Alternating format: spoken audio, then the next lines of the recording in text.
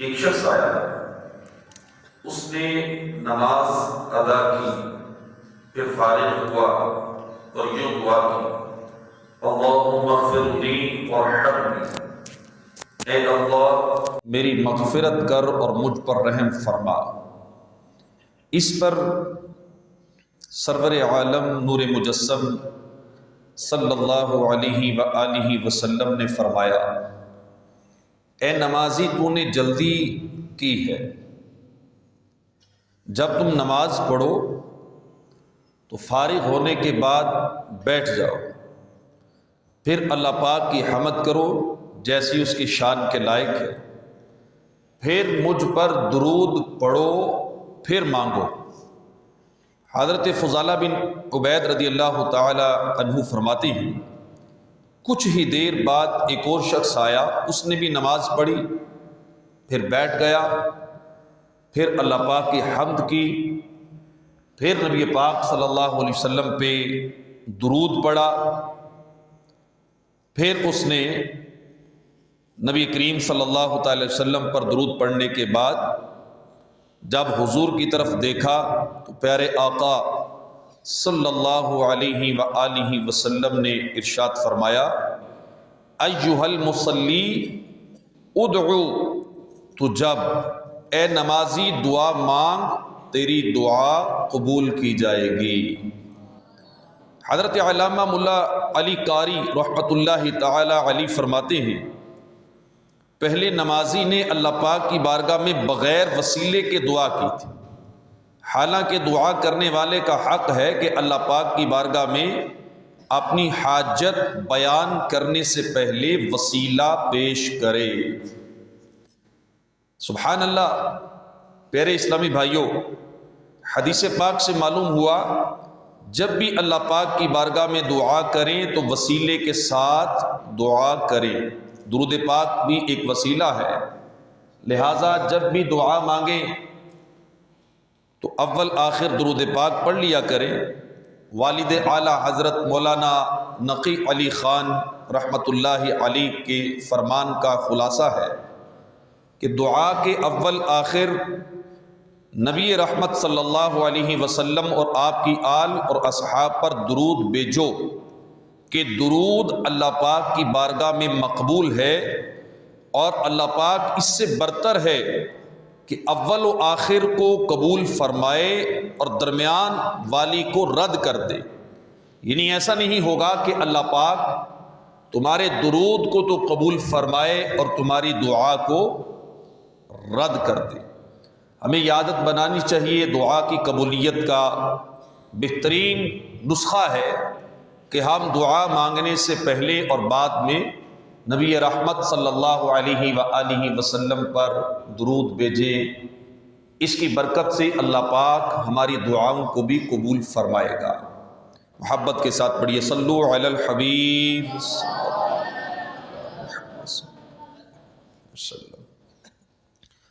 مسلمانوں کے پہلے خلیفہ امیر المؤمنین حضرت ابو بکر صدیق رضی اللہ تعالی عنہ کے دور خلافت کی بات ہے۔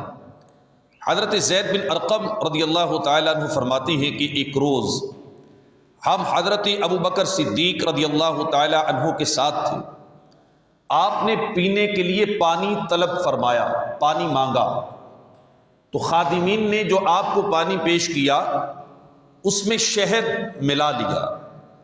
پانی کو ذائقے دار بنانے کے لیے جب اس میں شہد ملایا گیا اور حضرت ابو بکر صدیق رضی اللہ تعالی عنہ کے ہاتھ میں وہ پانی پیش کیا گیا تو آپ پر رقت طاری ہو گئی، آنکھوں میں آنسو آ گئے۔ پہلے آپ نے سسکیاں لیں، پھر پھوٹ پھوٹ کر رونے لگے، کافی دیر روتے رہے۔ پھر جب آپ کی کیفیت سنبھلی تو آپ سے پوچھا گیا کہ اے خلیفہ رسول، کس بات نے آپ کو اتنا رلا دیا، آپ کیوں اتنا پریشان ہوئے؟ اس پر حضرت ابو بکر صدیق رضی اللہ تعالی عنہ نے فرمایا، ایک دن میں نبی پاک صلی اللہ تعالی علیہ وآلہ وسلم کے ساتھ تھا، میں نے دیکھا کہ پیارے نبی صلی اللہ علیہ وسلم کسی چیز کو دھتکار رہے ہیں، اپنے سے دور فرما رہے ہیں۔ میں نے عرض کی یا رسول اللہ کوئی چیز نظر تو نہیں آئی، آپ نے کس چیز کو دھتکارا ہے؟ مالک جنت صاحب کوثر صلی اللہ علیہ وآلہ وسلم نے فرمایا دنیا میرے سامنے آئی، میں نے اس سے کہا الیک عنی، یعنی اے دنیا مجھ سے دور ہو جا۔ حضرت ابوبکر صدیق رضی اللہ تعالیٰ عنہ نے مزید فرمایا آج جب پانی کی جگہ مجھے شربت پیش کیا گیا تو مجھے آقا دو عالم صلی اللہ تعالیٰ علیہ وسلم کی دنیا سے بے رغبتی یاد آ گئی، اور مجھے یہ دل میں خوف محسوس ہوا کہ کہیں ایسا تو نہیں کہ میں دنیاوی آسائشوں کا شکار ہو گیا۔ پیارے اسلامی بھائیوں، زہد یعنی دنیا سے بے رغبتی اللہ پاک کا محبوب بنانے والا وصف ہے۔ الحمدللہ ہمارے آقا و مولا مکی مدنی مصطفیٰ صلی اللہ علیہ وسلم ہر اچھے وصف میں کامل اور اکمل ہیں۔ اللہ پاک کے فضل و کرم سے، مالک کی رحمت سے نبی پاک صلی اللہ تعالیٰ علیہ وسلم کو اللہ پاک نے مالک کونین بنایا ہے۔ دنیا اور آخرت کا ہر خزانہ اللہ نے اپنے محبوب کی ملک فرما دیا ہے، بلکہ حق تو یہ ہے کونین بنائے گئے سرکار کی خاطر، کونین کی خاطر تمہیں سرکار بنایا، کنجی تمہیں دی اپنے خزانوں کی خدا نے، محبوب کیا مالک و مختار بنایا۔ غرض جو کچھ اللہ پاک کا ہے سب کچھ نبی پاک صلی اللہ تعالی وسلم کے اختیار میں دیا گیا ہے۔ اس کے باوجود ہمارے آقا و مولا مکی مدنی مصطفیٰ صلی اللہ تعالی علیہ وسلم کی عیش و عشرت والی زندگی نہیں تھی، یہاں کی فانی نعمتوں میں آپ نے دل نہیں لگایا۔ آپ صلی اللہ تعالی علیہ وسلم زاہدوں کے بھی سردار ہیں، آپ دنیا سے بے کمال بے رغبتی رکھتے، آپ دنیا سے کمال بے رغبتی رکھتے تھے، ہمیشہ دنیا کی نسبت آخرت کو پسند فرمایا کرتے تھے۔ اللہ پاک قرآن کریم میں ارشاد فرماتا ہے، ترجمہ کنز العرفان، تم اپنی نگاہ اس مال و اسباب کی طرف نہ اٹھاؤ جس کے ذریعے ہم نے کافروں کی کئی قسموں کو فائدہ اٹھانے دیا ہے۔ تفسیر سیرات الجنان میں اس آیت کے تحت لکھا ہے کہ اے انبیاء کے سردار، ہم نے آپ کو ایسی نعمتیں عطا فرمائی ہیں جن کے سامنے دنیا کی نعمتیں حقیر ہیں، تو آپ دنیا کے مال و متاع سے بے پرواہ ہو جائیں۔ مفسرین کرام اس آیت کی وضاحت میں فرماتے ہیں کہ مالک جنت صاحب کوثر صلی اللہ تعالی علیہ وسلم دنیا سے ویسے ہی بے رغبتی فرمایا کرتے تھے، آپ کی طبیعت میں ویسے دنیا سے بے رغبتی تھی، آپ نے کبھی ایک لمحے کے لیے بھی دنیا کو پسند نہیں فرمایا، ایک لمحے کے لیے بھی آپ کے پاکیزہ دل میں دنیا کی محبت نہیں آئی۔ آیت کریمہ کا مطلب یہ ہے کہ محبوب آپ پہلے بھی دنیا سے بے رغبتی فرما رہے ہیں، اس بے رغبتی پر ثابت قدم رہیے۔ اللہ اکبر۔ اے عاشقان رسول، ہمارے آقا و مولا مکی مدنی مصطفیٰ صلی اللہ علیہ وسلم دنیا سے بہت زیادہ بے رغبتی رکھنے والے ہیں، اس کے باوجود آپ صلی اللہ تعالی علیہ وسلم کو حکم دیا گیا کہ کافروں کو دیے گئے مال و اسباب کی طرف نگاہ مت اٹھائیے۔ بعض علماء کرام فرماتے ہیں یہ حکم اصل میں اللہ پاک نے ہم غلامان مصطفیٰ کے لیے فرمایا ہے، یعنی ہم مسلمانوں کو فرمایا گیا ہے کہ اے محبوب کے غلاموں، تمہیں محبوب کے صدقے میں کیسی کیسی نعمتیں عطا ہوئیں، تمہیں ایمان ملا، اسلام عطا کیا گیا، قرآن کریم دیا گیا، ایسے پیارے محبوب کے دامن رحمت سے تمہیں نوازا گیا، پھر پیارے نبی رسول ہاشمی صلی اللہ تعالی علیہ وسلم کے صدقے اللہ پاک تمہیں جنت جیسی عظیم نعمت عطا فرما رہا ہے۔ یہ سب کچھ کافروں کے نصیب میں کہاں ہے؟ اس لیے کافروں کو جو اللہ پاک نے دنیا کا مال دیا ہے اس کی طرف للچائی ہوئی نظروں سے نہ دیکھو، اس کی طرف للچائی ہوئی نظروں سے دیکھنے سے منع کر دیا گیا، نگاہ اٹھا کر دیکھنے سے منع کر دیا گیا کہ محبوب کے صدقے جو تمہیں دیا گیا ہے وہ کافروں کی دی ہوئی نعمتوں سے کئی گنا بہتر ہے۔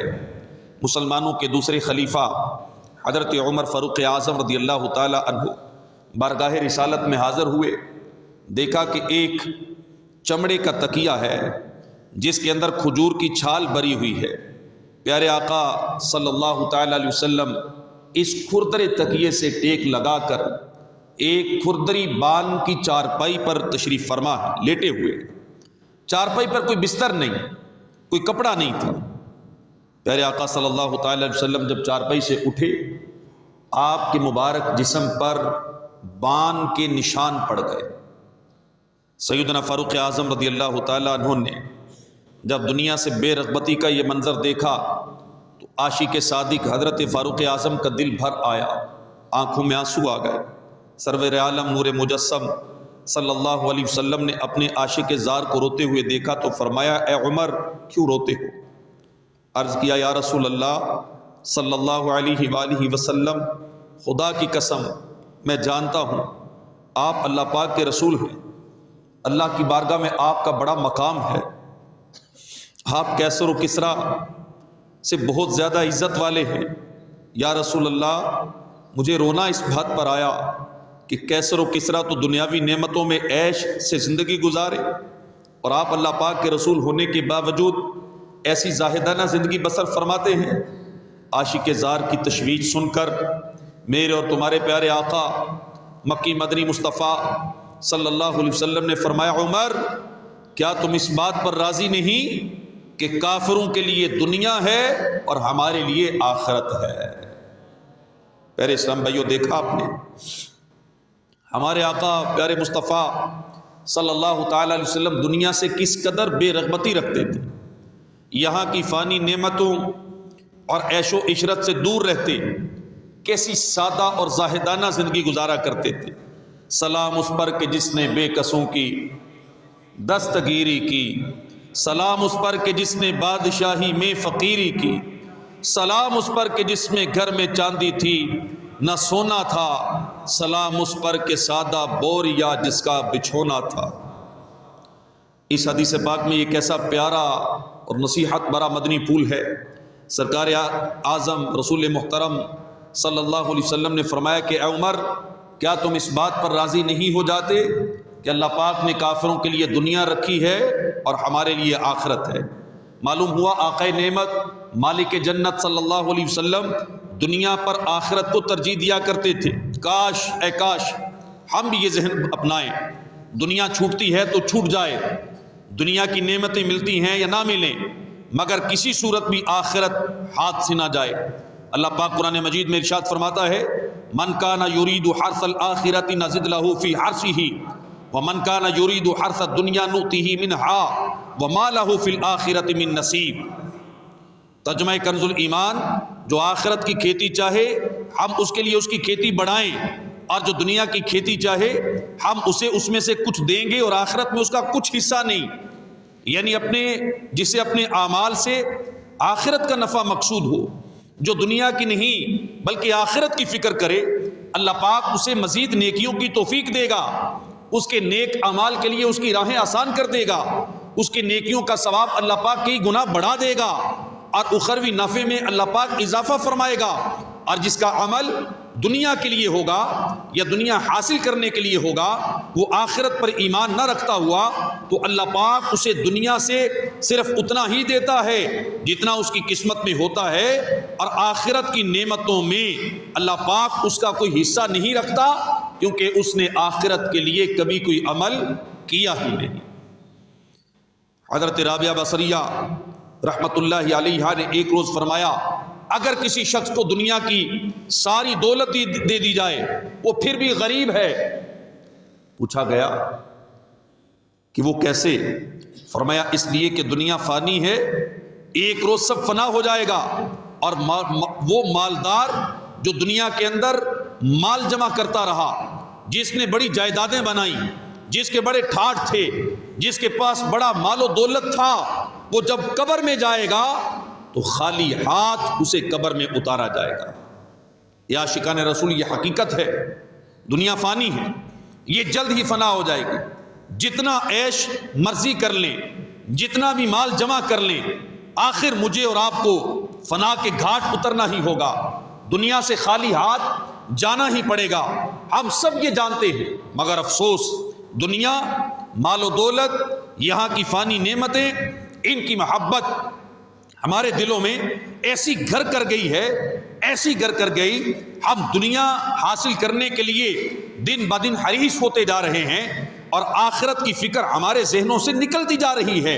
اللہ پاک قرآن مجید میں ارشاد فرماتا ہے قُلْ أَنُبِّئُكُمْ بِخَيْرٍ مِّن ذَلِكُمْ لِلَّذِينَ اتَّقَوْا عِندَ رَبِّهِمْ جَنَّاتٌ تَجْرِي مِن تَحْتِهَا الْأَنْهَارُ خَالِدِينَ فِيهَا۔ تم فرماؤ کیا میں تمہیں اس سے بہتر چیز بتا دوں؟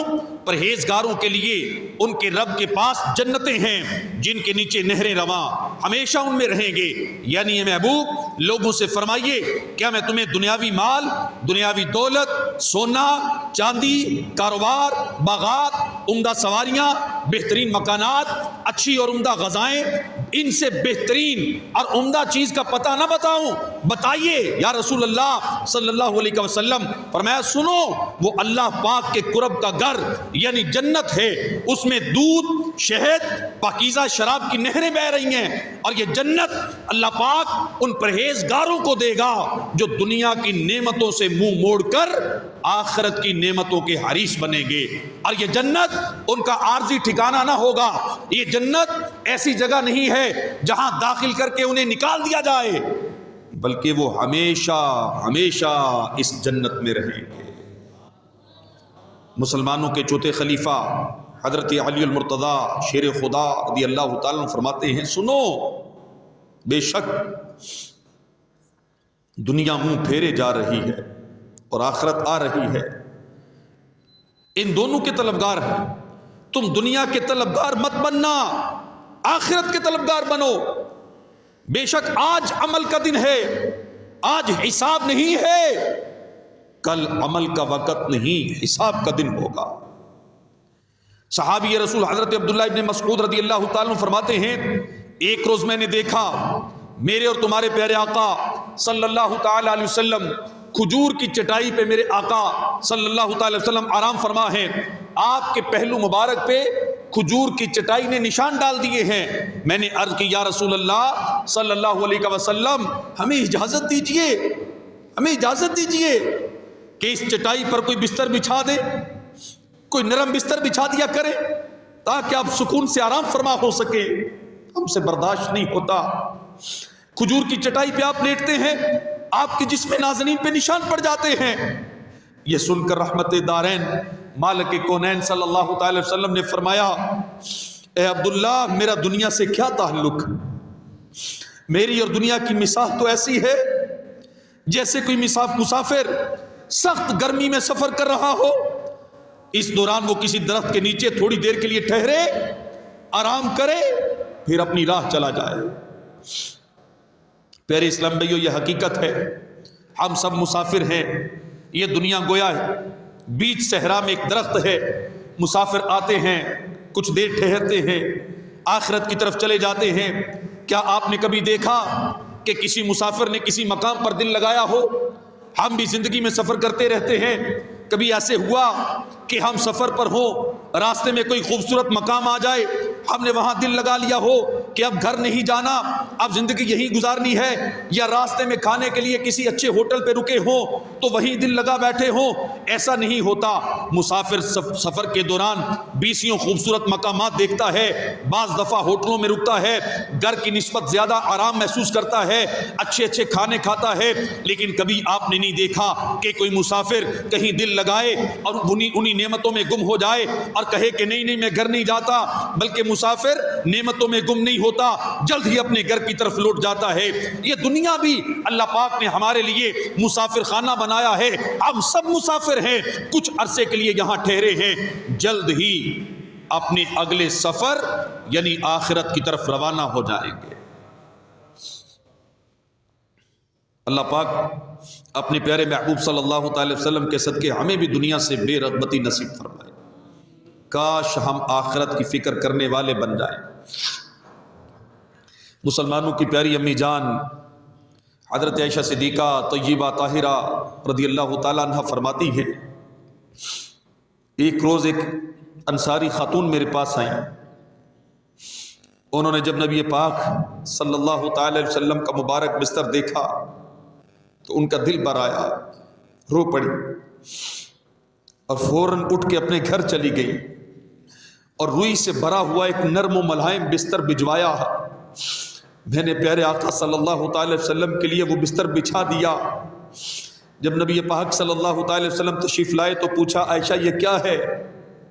میں نے عرض کیا یا رسول اللہ سارا واقعہ اس طرح ہوا، وہ خاتون بستر دے گئی، اس پر زہد کے پیکر مکی مدنی تاجور صلی اللہ علیہ وسلم نے فرمایا عائشہ یہ بستر اس خاتون کو لٹا دو، خدا کی قسم اگر میں چاہتا تو سونے چاندی کے پہاڑ میرے ساتھ چلا کرتے۔ تیری فرش پر حکومت، تیری عرش پر حکومت، تو شہنشاہ زمانہ مدنی مدینے والے، تیرا خلق سب سے بالا، تیرا حسن سب سے اعلیٰ، فدا تجھ پہ سب زمانہ مدنی مدینے والے، تیرا غم ہی چاہے عطار اسی میں رہے گرفتار، غم مال سے بچانا مدنی مدینے والے۔ حضرت خیثمہ رضی اللہ تعالیٰ عنہ فرماتے ہیں اللہ پاک کے مالک و مختار نبی رسول ہاشمی صلی اللہ تعالی وسلم کو یہ پیشکش فرمائی کہ محبوب، اللہ پاک نے اپنے محبوب کو یہ پیشکش فرمائی کہ محبوب اگر آپ چاہیں تو ہم دنیا کے سارے خزانے آپ کو عطا فرما دیں، اور آپ کو وہ خزانے عطا کریں کہ جو نہ آپ سے پہلے کسی کو دیے نہ آپ کے بعد کسی کو دیے جائیں گے۔ اور اس پر مزید اللہ پاک نے یہ بھی ارشاد فرمایا کہ محبوب آپ کو یہ خزانے بھی دے دیں گے اور آپ کی اخروی نعمتوں میں بھی کوئی کمی نہیں آئے گی، دنیا کی نعمتیں بھی ملیں گی، اخروی خزانوں میں بھی کوئی کمی نہیں آئے گی۔ عابد الزاہد نبی مکی مدنی محمد عربی صلی اللہ علیہ وسلم نے عرض کیا کہ اللہ یہ سب کچھ میرے لیے آخرت میں جمع فرما دے۔ پیارے اسلام بھائیو، دنیا اور دنیاوی مال و دولت کی کثرت یقیناً نقصان دہ ہے، مگر یاد رکھیے یہ ہر ایک کو نقصان نہیں پہنچاتی۔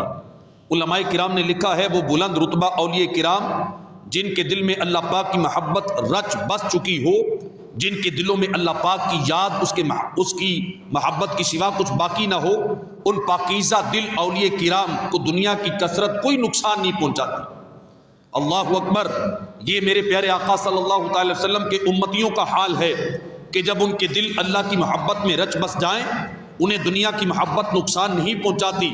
جب انہیں دنیا کی محبت نقصان نہیں پہنچا سکتی تو پیارے آقا صلی اللہ تعالی وسلم کو دنیا کی محبت کیسے نقصان پہنچا سکتی ہے؟ میرے آقا کی روحانیت کا عالم تو یہ ہے کہ میرے آقا کے ساتھ جو کریم تھا، شیطان تھا، وہ بھی کلمہ پڑھ کے مسلمان ہو گیا تھا، ان کو دنیا کا مال کیا نقصان پہنچائے گا؟ مگر زہد یہ مزاج مصطفیٰ ہے، زہد یہ نبی پاک صلی اللہ تعالی وسلم نے اختیار کیا ہے۔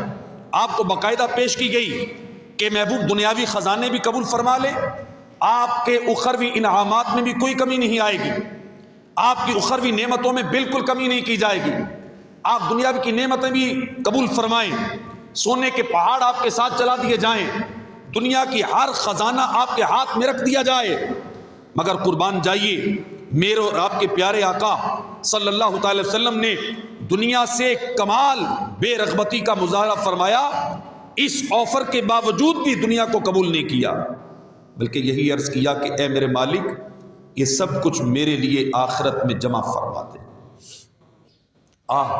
ایک ہم کمزور دل ہیں، ہماری آمدن کم ہو جائے تو شکوے کرنے لگتے ہیں، آمدن بڑھ جائے تو عیش و عشرت میں پڑھ کر نافرمانیاں کرنے لگ جاتے ہیں۔ ہمارے حق میں تو دنیا سراسر نقصان ہی نقصان ہے، مگر پھر بھی ہم دنیا جمع کرنے کے چکروں میں رہتے ہیں۔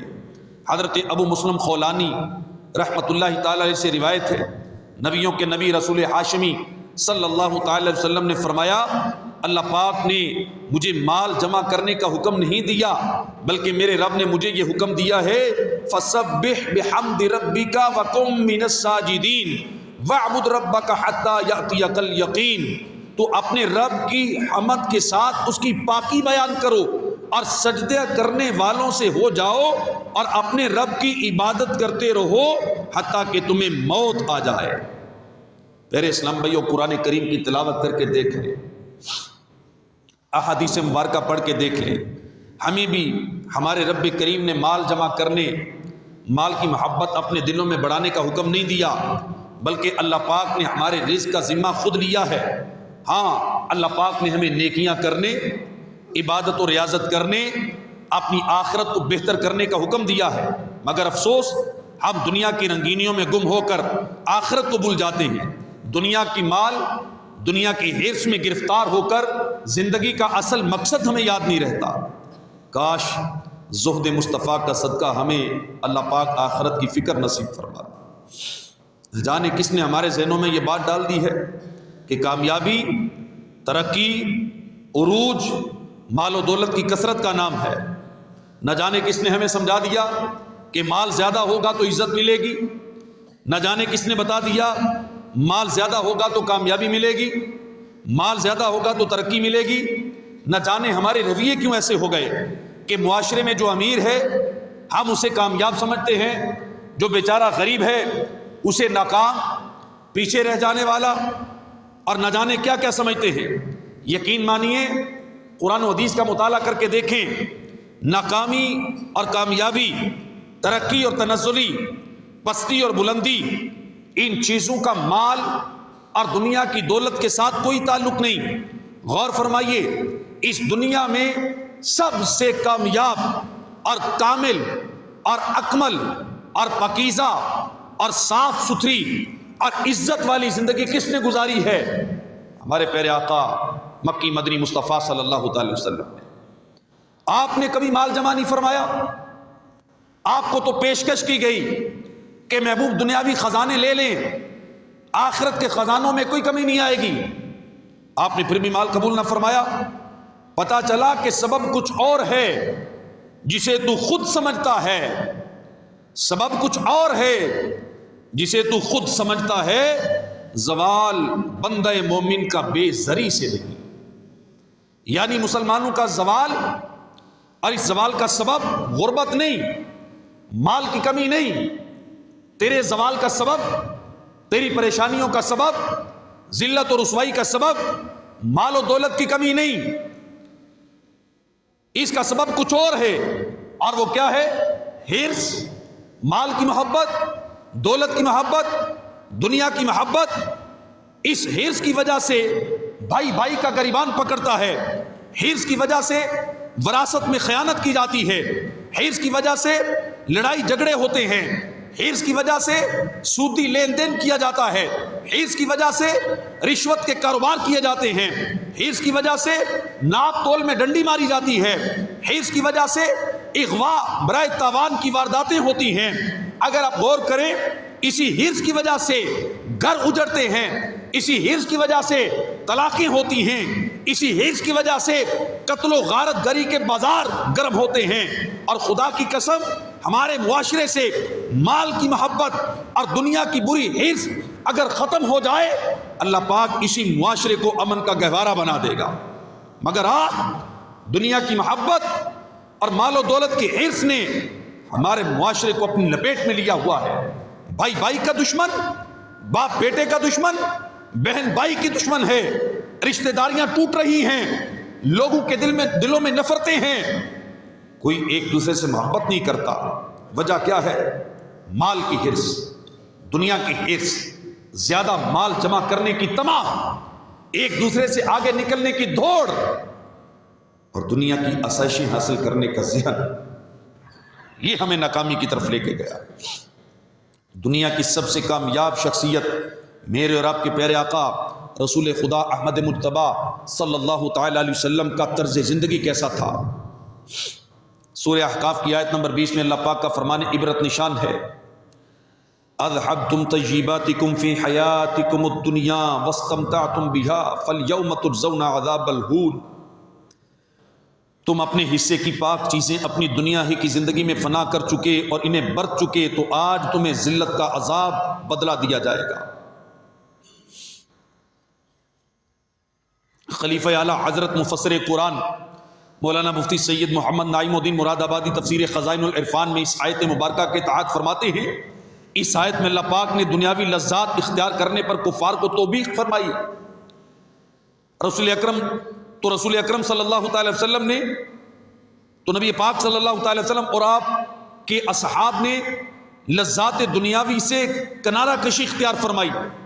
مسلم شریف کی حدیث پاک میں ہے، ہمارے پیارے آقا مکی مدنی مصطفیٰ صلی اللہ تعالی علیہ وسلم کی وفات ظاہری تک حضور کے اہل بیت اطہار نے کبھی جو کی روٹی بھی 2 دن مسلسل نہ کھائی۔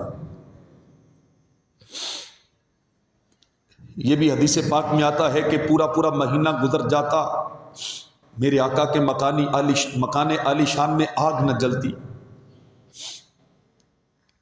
مسلمانوں کے دوسرے خلیفہ حضرت فاروق اعظم سے مروی ہے، آپ فرماتے ہیں کہ لوگوں، میں چاہتا تو تم سے اچھا کھانا کھاتا اور تم سے بہتر لباس پہنتا، لیکن میں اپنا عیش اور اپنی راحت اپنی آخرت کے لیے باقی رکھنا چاہتا ہوں۔ سنو اے آسائشوں کے طلبگار اسلامی بھائیوں، سنو، مسلمانوں کی پیاری امی جان حضرت عائشہ صدیقہ رضی اللہ تعالی عنہا فرماتی ہے، بعض دفعہ ایسا بھی ہوتا کہ پورا مہینہ گزر جاتا، میرے آقا کے گھر مبارک میں آگ نہ جلتی تھی۔ ایک روایت میں ہے کہ حضرت عائشہ صدیقہ نے اپنے بھانجے حضرت عروہ بن زبیر سے فرمایا کہ اے بھانجے، کبھی ایسا بھی ہوتا تھا کہ 2 مہینے گزر جاتے ہمارے گھر میں آگ نہ جلتی تھی۔ عروہ بن زبیر نے عرض کیا، خالہ جان پھر آپ لوگ گزر بسر کیسے کرتے تھے؟ فرمایا کہ کھجور اور پانی سے۔ سیدہ عائشہ صدیقہ رضی اللہ تعالیٰ عنہ مزید فرماتی ہے، کبھی ایسا بھی ہوتا کہ سرکار ذی وقار مکی مدنی تاجدار صلی اللہ تعالی وسلم مجھے فرماتے، عائشہ آؤ با برکت غذا کھا لو۔ میں حاضر ہوتی تو میرے آقا کے سامنے صرف 2 کھجوریں رکھی ہوتی۔ روایات میں آتا ہے تاجدار انبیاء محبوب خدا صلی اللہ تعالی وسلم دنیا سے تشریف لے گئے، آپ نے کبھی ایک دن میں 2 مرتبہ سیر ہو کر کھانا نہیں کھایا تھا۔ ایک مرتبہ حضرت ابو ہریرہ کہیں سے جا رہے تھے، دیکھا کہ لوگ بنی ہوئی بکری کھا رہے۔ ابو ہریرہ کو اپنے آقا کی بھوک یاد آ گئی، دل بے قرار ہو گیا۔ ان لوگوں نے حضرت ابو ہریرہ کو کھانے کی دعوت دی، آپ نے کھانے سے انکار کر دیا اور فرمایا کہ میرے آقا نے کبھی جو کی روٹی بھی پیٹ بھر کر نہ کھائی اور دنیا سے تشریف لے گئے۔ یعنی مجھے اس وقت یہ خیال آ گیا کہ میرے آقا تو ساری زندگی کبھی جو کی روٹی بھی جو کی روٹی سے بھی سیر نہ ہوئے، میں بنی ہوئی بکریاں کھاؤں؟ میرا دل نہیں چاہتا۔ صحابی رسول حضرت انس بن مالک رضی اللہ تعالیٰ عنہ سے روایت ہے، ایک روز شہزادی کونین خاتون جنت سیدہ فاطمہ الزہرا رضی اللہ تعالیٰ عنہ روٹی کا ایک ٹکڑا لے کر بارگاہ رسالت میں حاضر ہوئی۔ پیارے نبی نے فرمایا کہ بیٹی یہ کیا ہے؟ عرض کیا ابا جان یہ روٹی ہے، روٹی کا ایک ٹکڑا ہے، میں نے چاہا کہ میں آپ کو پیش کر دوں۔ پیارے آقا صلی اللہ تعالی وسلم نے اس میں سے کچھ کھایا، پھر فرمایا کہ بیٹی 3 دن کے بعد یہ پہلا لقمہ ہے جو تمہارے والد کے منہ میں گیا ہے۔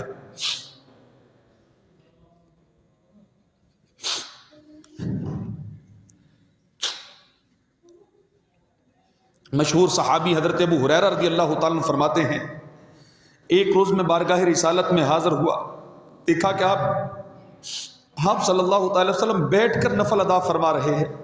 میں نے عرض کی حضور کیا کوئی تکلیف پہنچی ہے کہ آپ بیٹھ کے نفل پڑھ رہے ہیں؟ فرمایا نہیں، بلکہ بھوک کی وجہ سے مجھ سے کھڑا نہیں ہوا جا رہا۔ حضرت ابو ہریرہ رضی اللہ تعالیٰ فرماتے ہیں کہ 2 جہاں کے مالک و مختار رسول بے مثال صلی اللہ تعالی وسلم کی یہ بات سن کے میرا دل بھر آیا، میری آنکھوں سے آنسو بہنے لگے، دکھی دلوں کے چین۔ صلی اللہ تعالی وسلم نے فرمایا ابو ہریرہ رونا بند کرو، بے شک جو دنیا میں ثواب کی امید پر بھوک برداشت کر لے گا وہ قیامت کی شدید بھوک سے محفوظ رکھا جائے گا۔ ابن عساکر کی روایت میں ہے کہ پیارے آقا صلی اللہ تعالی وسلم صبح کا کھانا رات کے لیے اور رات کا کھانا صبح کے لیے بچا کر نہیں رکھتے تھے۔ آپ کے پاس کبھی 2 چیزیں جمع نہ ہوئیں، یعنی ضروری استعمال کی ہر چیز ایک وقت میں ایک ہی ہوتی تھی۔ کبھی 2 قمیضیں نہیں، 2 چادریں نہیں، 2 نالین شریف کے جوڑے کبھی آپ نے جمع نہیں فرمایا۔ سیدہ عائشہ صدیقہ فرماتی ہیں کہ آپ صلی اللہ تعالی وسلم کو گھر میں میں نے کبھی فارغ بیٹھے بھی نہیں دیکھا، جیسے ہی کچھ وقت ملتا آپ کبھی جوتا سلائی کرنے بیٹھ جاتے اور کبھی کوئی کپڑے کو پیوند لگانے بیٹھ جاتے تاکہ وہ کسی مسکین کو دے دے, کسی غریب کے کام آ جائے. پیارے اسلام بھائیو, یہ میں نے جو باتیں بیان کی ہیں یہ اس شاہ خوش خصال محبوب رب ذوالجلال کی زندگی کا مبارک حال ہے جن کے ہاتھوں میں اللہ پاک نے دونوں جہاں کے خزانوں کی چابیاں دے دی ہیں. میرے پیارے آقا کا فقر اختیاری تھا, ورنہ خدا کی قسم آج تک اور قیامت تک اور قیامت کے دن بھی جس کو جو ملے گا میرے آقا کا صدقہ ملے گا. ہر شے کو نور مصطفیٰ کا فیض پہنچتا ہے. ہمارا عقیدہ ہے کہ مالک کونین ہیں, وہ پاس کچھ رکھتے نہیں, دو جہاں کی نعمتیں ہیں ان کے خالی ہاتھ میں. ایک ولی اللہ نے روٹی کا ایک ٹکڑا کھانے کے لیے پکڑا, پھر اس میں روحانیت کی نظر سے غور کیا تو اس ٹکڑے میں نور کا ایک تار نظر آیا. پھر اس نوری تار کے ذریعے نظر جو اوپر کو دوڑائی تو دیکھا وہ نوری تار باعث ایجاد عالم نور مجسم صلی اللہ علیہ وسلم کے نور کی ایک شعاع سے وابستہ ہے. شروع میں ایک شعاع نظر آئی, پھر غور کرنے پر معلوم ہوا شروع میں ایک شعاع نظر آئی, پھر غور کرنے پر معلوم ہوا کہ سارے جہاں میں میرے آقا کی نور کی شعاؤں کے ذریعے اللہ پاک نعمت نازل فرما رہا ہے. ہمارے میٹھے آقا مدینے والے مصطفیٰ صلی اللہ تعالی وسلم کی بھوک شریف اختیاری تھی. نبی کریم صلی اللہ تعالی وسلم نے فرمایا, میرے رب نے میرے لیے یہ پیش فرمایا کہ میرے واسطے اللہ پاک مکہ مکرمہ کے پہاڑوں کو سونے کا بنا دے, مگر میں نے عرض کیا کہ یا اللہ مجھے تو یہ پسند ہے کہ ایک دن کھاؤں دوسرے دن بھوکا رہوں, تاکہ جب بھوکا رہوں تو تیری طرف گریہ زاری کروں اور تجھے زیادہ یاد کروں, اور جب کھاؤں تو تیرا شکر اور تیری حمد بیان کروں. اے عاشقان رسول غور فرمائیے, ہمارے پیارے آقا مکی مدنی مصطفیٰ صلی اللہ تعالی وسلم کو ان کا رب کریم پیشکش بھی فرمائے, پہاڑ بھی سونے کے بنا کے ساتھ چلنے کا حکم دے, لیکن میرے آقا پھر بھی فقر اختیار فرمائے. آج ہم ہیں, ہمیں اللہ پاک نے طرح طرح کی نعمتوں سے نوازا, ہم طرح طرح کی لذیذ غذائیں کھاتے ہیں, اللہ پاک نے بے شمار نعمتوں سے نوازا, لیکن ہماری زبان آج بھی ناشکری سے باز نہیں آتی. دنیا کی ہرس بڑھتی چلی جا رہی ہے, مال جمع کرنے کا جذبہ دن بدن بڑھتا چلا جا رہا ہے. نبی پاک صلی اللہ تعالی وسلم کی سیرت ہمارے سامنے ہے, آپ کی بے رغبتی ہمارے سامنے ہے, آپ کا کھانا, آپ کا پینا, آپ کا بستر مبارک, یہ سب ہمارے سامنے ہے.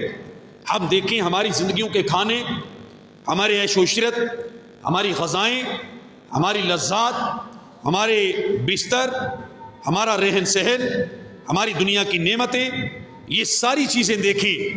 ہمیں اللہ رب العزت کی بارگاہ میں شکر گزاری کے ساتھ ساتھ اپنے دلوں سے دنیا کی محبت ختم کرنی چاہیے. ہمیں اپنے دلوں سے یہ دنیا کی محبت نکال کے آخرت کی فکر کو داخل کرنا چاہیے.